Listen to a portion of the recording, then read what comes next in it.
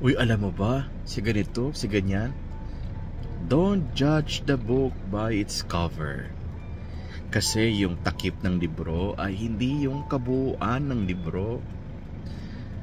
Sa buhay nating mga tao, yung kaunting nalalaman natin sa tao ay hindi kabuuan ng tao.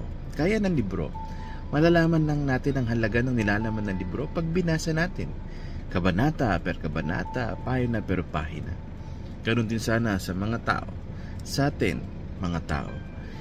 Hanggang di natin alam ang buong istorya, ang kasaysayan, ang bawat kabanata ng paglalakbay ng buhay ng taong ito sa mundong ito, huwag natin silang huhusgahan.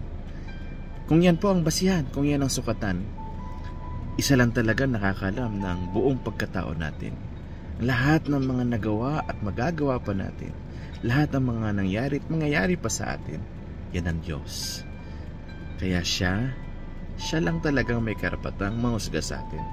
Let us not judge our neighbors. Let us instead pray for one another. When we see imperfections, when we see some shortcomings, let's pray for each other. Encourage each other. Kung ang Diyos nakikita niya lahat, alam niyang lahat, hindi ganon ang paghusga sa atin. Sana tayo din maging merciful sa bawat isa.